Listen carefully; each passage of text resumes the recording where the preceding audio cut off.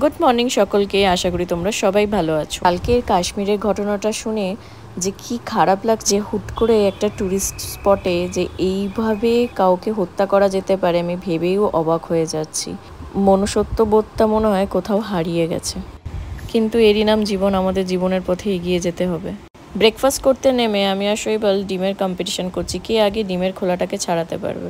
তো দেখি আজকে শৈবাল জেতে না আমি জিতি। ফাইনালি উঠে গিয়েও যে হেরে যেতে পারে সেটা আজ আমিও বুঝলাম। ডিমের গায়ে একটু খোলা লেগেছিল, আলটিমেটলি ও জিতে গেছে।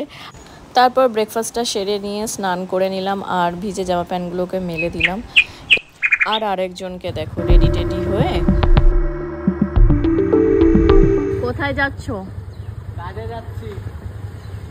ভগবান, চিরকাল হচ্ছে একই জিনিস, চিরকাল হচ্ছে ও একই জিনিস বলে গেল। যখনই আমি জিজ্ঞেস করি কোথায় যাচ্ছ, না কাজে যাচ্ছি।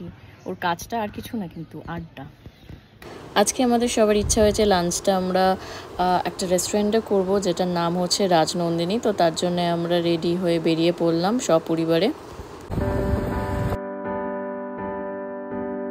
গল্প করতে করতে আমরা পৌঁছে গেলাম রাজনন্দিনী। আর রাজনন্দিনীতে গিয়ে দেখি যে রিনোভেশন চলছে।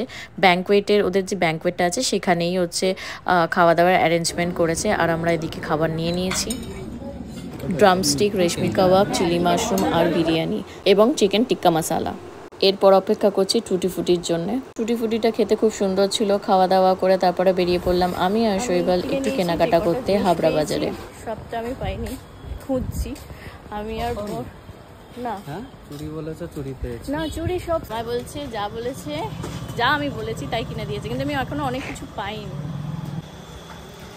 কি অবস্থা! এখানে আবার বাইকে কে পানির পিচ ফেলেছে ওপর থেকে। বাইকটা মুছে নিয়ে আমরা বেরিয়ে পড়লাম আর গেলাম হচ্ছে বিশালে। একটু কেনাকাটা বাকি ছিল, তারই মধ্যে আমাকে শৈবাল এই জায়গাটা ঘুরিয়ে দেখাচ্ছিল, যেখানে হাবড়া বাজারে পাইকারি মার্কেট।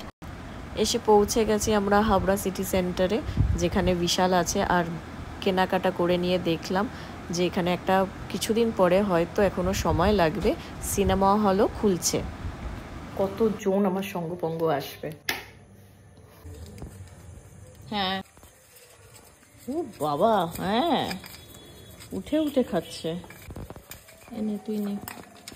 এই দেখো সব কটাকে দেখো, এই লেজ অ্যান্টেনা কিভাবে নড়ছে দেখো।